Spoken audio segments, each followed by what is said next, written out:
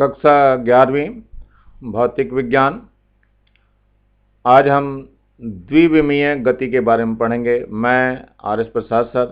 Particular इसमें जो एक टॉपिक हमारा जो है वो प्रक्षेप्य गति है। द्विविमीय का मतलब एक्स डायरेक्शन में चलना और ऊपर वाई डायरेक्शन में चलना, ये दो हैं, इसी में द्विविमीय गति कहते हैं इसको। तो सबसे पहले हम प्रक्षेप्य गति के लिए लेके चल रहे हैं। तो प्रक्षेप्य गति जब किसी वस्तु को ऊर्ध्वाधर दिशा से भिन्न दिशा में फेंका जाता है, मतलब ये जो ऊपर की तरफ दिशा दिखाई दे रही है इससे थोड़ा सा हट करके दिशा से फेंका जाता है, तो वह ऊर्ध्वाधर तल में एक वक्र पथ पर गिरती हुई पृथ्वी पर किसी अन्य स्थान पर गिरती है, इस वस्तु गति को प्रक्षेप्य गति, यानी ये जो वस्तु है अब इस तरह से गति हुई करती हुई जाएगी और यहाँ ए पर जाकर के गिरेगी। इस गति को हम प्रक्षेप्य गति कहते हैं। इसका एग्जाम्पल है तोप से छोड़ा हुआ गोला होता है या क्षैतिज में उड़ते हुए यान से गिराई गई कोई भी वस्तु जो होती है, इस तरह से वो इस पथ का अनुसरण करती है। अब हम जो टॉपिक लेने जा रहे हैं उड्डयन काल का लेने जा रहे हैं, यानी कि वस्तु को ओ से लेकर के ए तक पहुंचने में कितना समय लगा, उड्डयन काल, जिसको हम टी से लिखते हैं। तो ये ध्यान रखना है, उड्डयन काल को मैं टी से दिखा रहा हूं।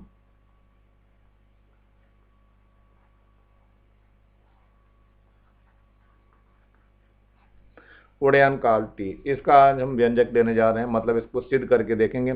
आपके पेपरों में अधिकतर सिद्ध करने वाली ही चीजें आएंगी, अपनी तरफ से मानना पड़ेगा, सब कुछ अपनी तरफ से करना पड़ता है। ये नहीं कि वहां कुछ दिया रहेगा, क्वेश्चन में सीधा लिखा जाता है कि प्रक्षेप्य गति से क्या समझते हो, इसके उड्डयन काल के लिए व्यंजक स्थापित कीजिए, ऐसा क्वेश्चन आता है। तो देखेंगे जैसा भी प्रश्न में आएगा, तो ध्यान रखना अधिकतर यही सिद्ध करने वाली चीजें आती हैं। तो मान लिया हमने कोई वस्तु ओ से जो है यू वेग से चलना चालू करती है और थीटा कोण पर बनाती हुई फेंकी गई है, तो जब ये वस्तु ए पे पहुंचती है तो कितना समय लेती है ये बताना है। तो इस योग के दो घटक काम करेंगे, ये थीटा है तो इसकी तरफ जो है यू कॉस थीटा काम करेगा, यहाँ पे जो यू एक्स के बराबर होता है, इसको हम कहते हैं यू कॉस थीटा। और ऊपर की तरफ जो काम करेगा वो यू साइन थीटा काम करेगा, जो कि यू वाई के इक्वल है, तो मैं यहाँ पर यू साइन थीटा लिख दे रहा हूँ। ये अब हम क्या करेंगे, इसमें ध्यान रखना जब भी गति हम क्षैतिज दिशा में लेंगे तो क्षैतिज दिशा में जो त्वरण होता है वो 0 होता है, और गति जब भी हम ऊर्ध्वाधर दिशा में लेंगे तो ए का मान यानी त्वरण का मान माइनस जी गुरुत्वीय त्वरण के बराबर होता है। ध्यान रखना माइनस जी के बराबर होगा। तो ये इसी तरीके से लेके चलना है। तो हमने क्या करा है, क्षैतिज दिशा के घटक बता दिया आपको, यू एक्स जो है यू कॉस थीटा हो गया, और ऊर्ध्वाधर दिशा घटक यू साइन थीटा बता दिया, और प्रक्षेप प्रेक्षण बिंदु ओ से अधिकतम ऊंचाई पी तक जाने में अधिकतम प्रक्षेपण प्राप्त तल में स्थित किसी बिंदु ओ तक आने में जितना समय लगता है उसे उड्डयन काल कहते हैं। मतलब यहाँ से यहाँ तक उड्डयन काल होता है। ध्यान रखना इधर की तरफ यहाँ पर ऊर्ध्वाधर वेग इसके पास नहीं होता है, यानी कि ऊर्ध्वाधर गति अगर लेंगे तो v बराबर 0 हो जाएगा। तो हम यही करने जा रहे हैं, पिंड की ऊर्ध्वाधर गति ले रहे हैं। तो पिंड की ऊर्ध्वाधर ऊपर की ओर गति लेने पर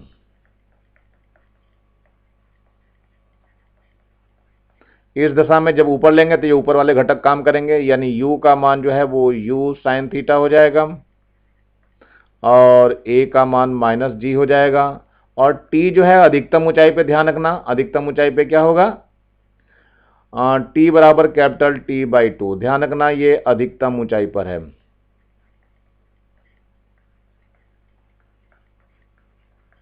और यहां पर जाकर के इसका वेग जो है वो 0 हो जाएगा। तो फॉर्मूला होता है v is equal to u plus a t, यानी कि v बराबर यू प्लस ए टी, इसमें मान रखना है आपको। तो चलिए v का मान कितना है, 0 है, u का मान कितना है, u साइन थीटा है, तो u साइन थीटा, और t का मान जो है capital T u sine theta, और ये प्लस नहीं रहेगा, ये आपका u साइन थीटा हो गया, प्लस a का मान माइनस जी है तो यहाँ माइनस जी आ जाएगा, और t का मान कैपिटल T बाई 2 है तो ये कैपिटल T बाई 2 हो जाएगा। ये चूंकि माइनस का है तो इसको इधर ले जाएंगे, तो या इसको सही कर लीजिए पहले, u साइन थीटा हो जाएगा और माइनस का g और T बाई 2 हो जाएगा, इसको इधर ले आइए, तो ये हो जाएगा g T बाई 2 बराबर u साइन थीटा, इससे t का मान निकल जाएगा, t बराबर हो जाएगा, इस 2 की इधर गुणा हो जाएगी, ये हो जाएगा 2u साइन थीटा अपॉन जी। ये आपका पहला व्यंजक है जो आपने प्राप्त किया है। और काहे का है, उड्डयन काल का ये सूत्र है, यहाँ तक आता है लिखने के लिए। यही उड्डयन काल का सूत्र है, यही उड्डयन काल का सूत्र है। बच्चों ध्यान रखना, इंग्लिश के नाम भी याद करो। तो ये जो है आपका जो अभी करा है, ये टाइम ऑफ फ्लाइट के नाम से जानते हैं, टाइम ऑफ फ्लाइट।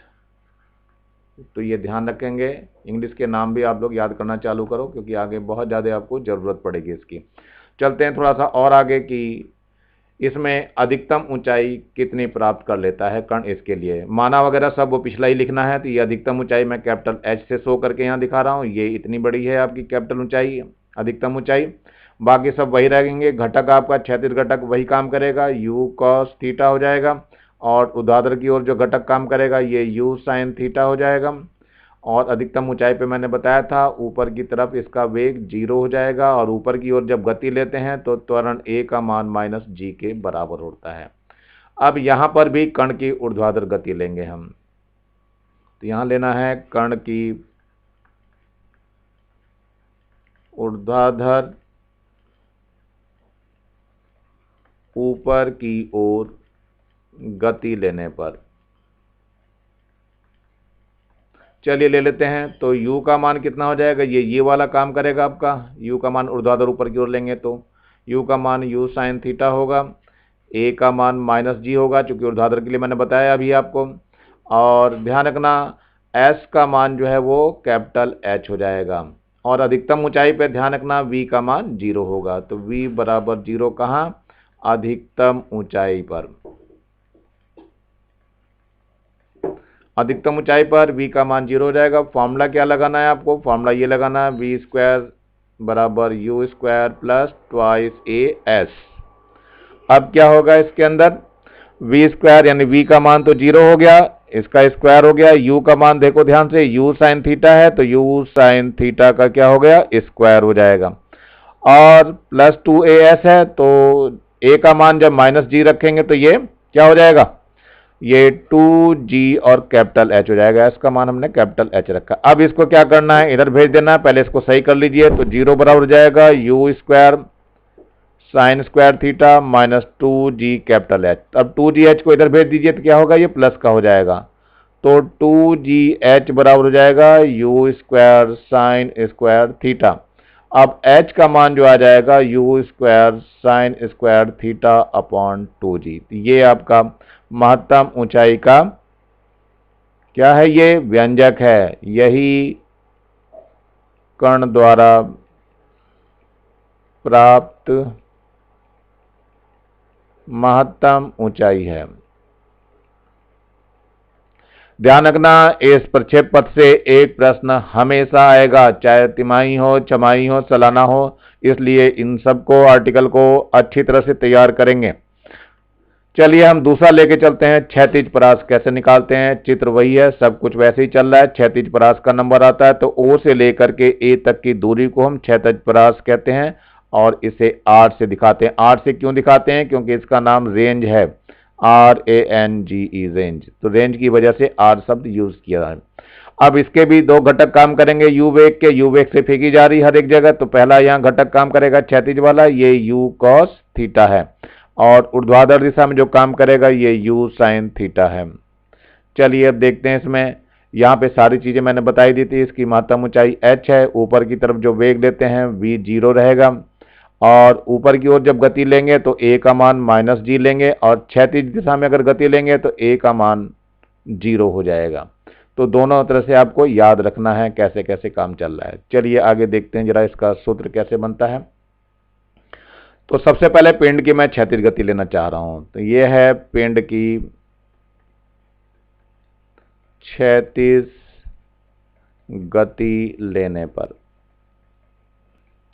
क्षैतिज गति में क्या होता है, S बराबर ut प्लस 1/2 at स्क्वायर, ये सूत्र लगा दिया। इसमें जो a का मान है वो 0 हो जाएगा, क्षैतिज में मैंने बताया ही था।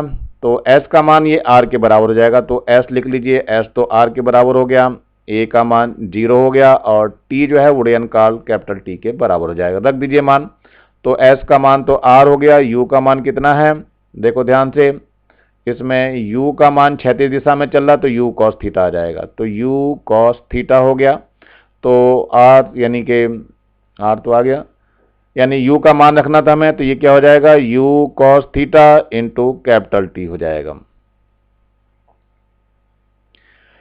कैपिटल T का मान जो है आपको पता ही है, जो पिछले उसमें निकाल के दिखाया था मैंने, नहीं ध्यान है तो फिर से मैं चलता हूं उसी आर्टिकल पे। ये है आपका T का मान है 2u sin थीटा अपॉन जी, ये मान हमें रखना है इसके अंदर। चलिए रख करके मैं दिखाता हूं फिर से मान।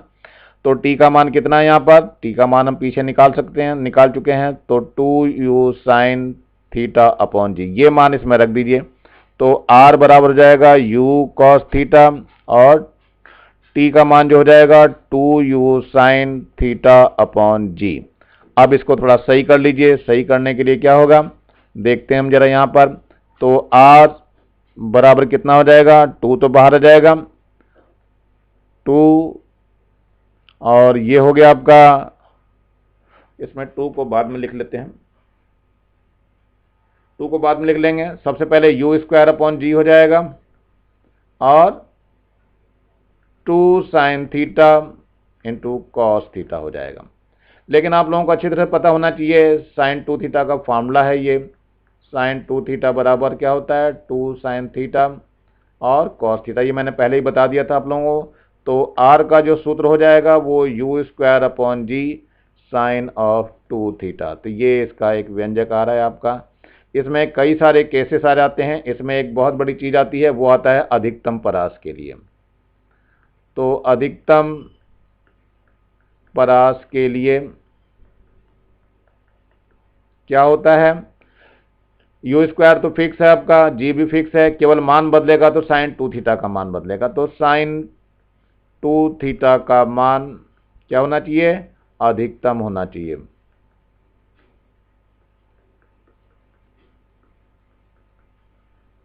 चलिए देखते हैं, अधिकतम मान साइन में थीटा का प्लस का 1 होता है, तो साइन 2 थीटा बराबर कितना हो गया, साइन 2 थीटा का मान 1 हो जाएगा, यानी साइन 2 थीटा का मान कितना हो गया, 1।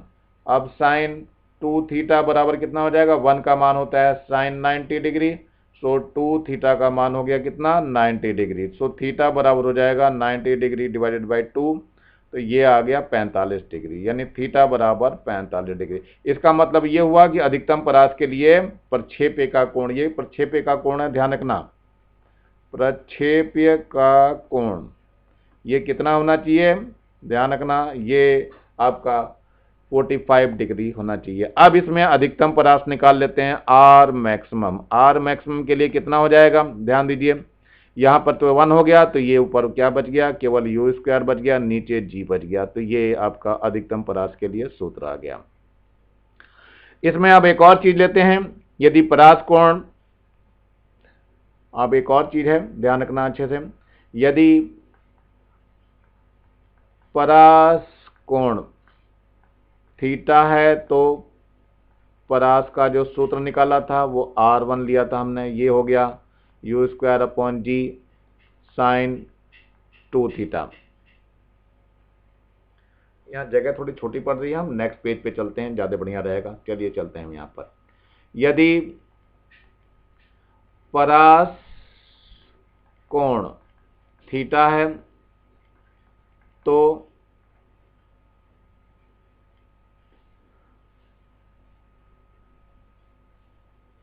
इसको प्रक्षेप्य कोण बोलेंगे, प्रक्षेप्य कोण थीटा है तो परास r1।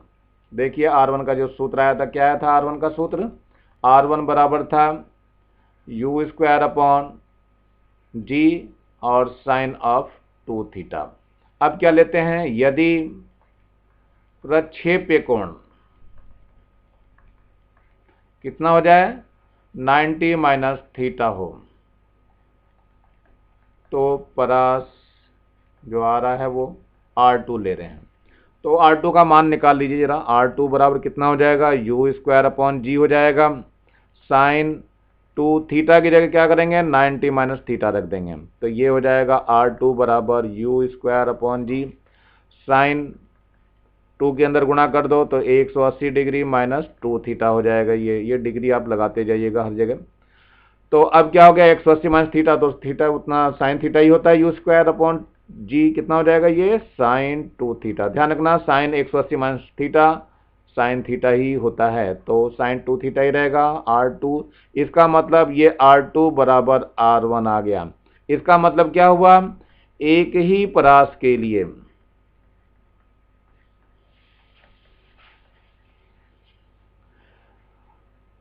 प्रक्षेप्य कोण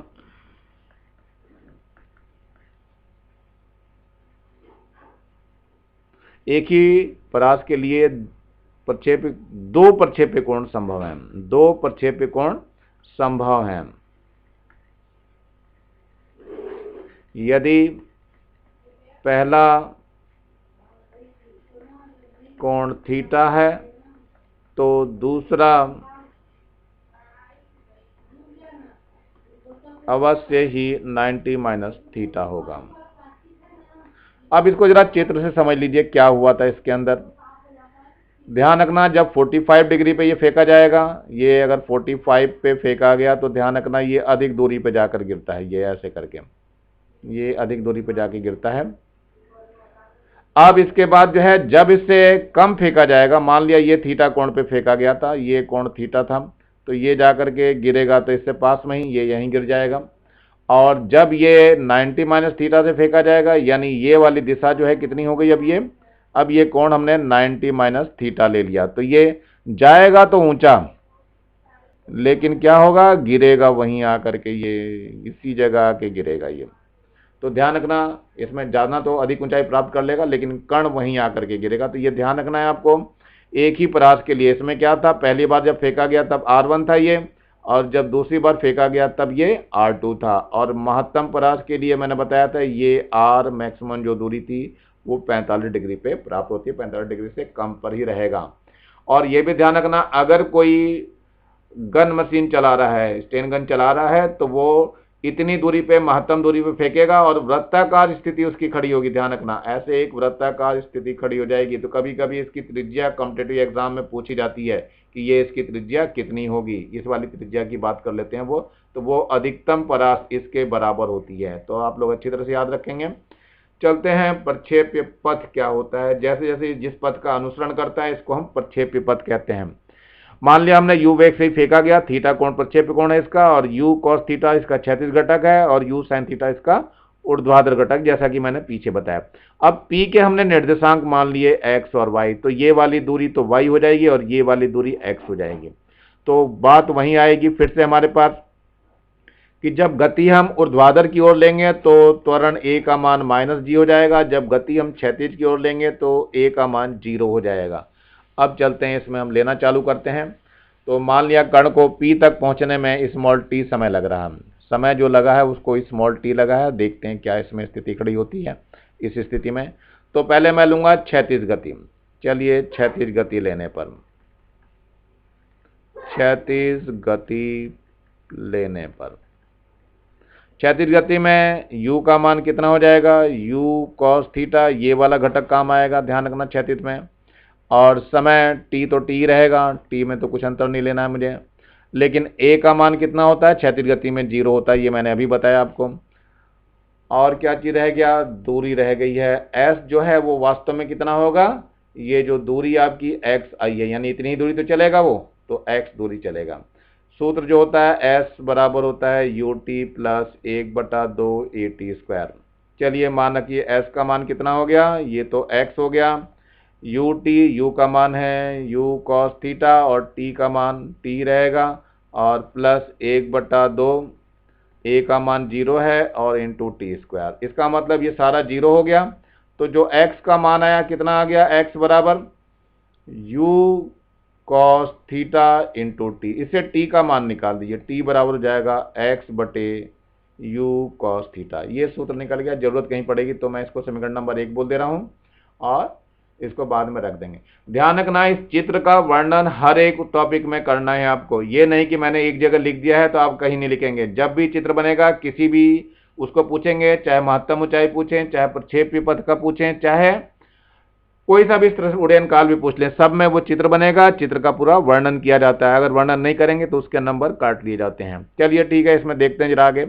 टी निकल गया है, अब कर्ण की मुझे क्षैतिज गति लेनी है। तो यहां देखते हैं कर्ण की क्षैतिज गति लेने, क्षैतिज तो ले लिया हमने, कर्ण की ऊर्ध्वाधर गति लेने पर, कर्ण की ऊर्ध्वाधर